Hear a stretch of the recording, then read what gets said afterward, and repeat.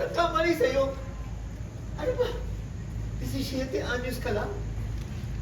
Anong ginawa mo sa buhay mo? Parang tinapon mo na lahat. Oo na! Oo na! Tinapon akong tinapon! Alam niyo, dapat hindi na ako nagpakita dito. Dahil ang paburo sumbat ang aabuti ko dito. Alam mo, dapat ikaw na lang namatay, Tay. Hindi na lang si Nanay. Dahil siya lang naman ang nagmamahal sa akin.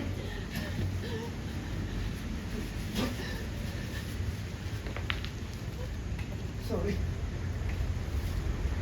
Hindi mo na ako makikita ulit. Pati ang apo mo. Karina, Ay, sorry.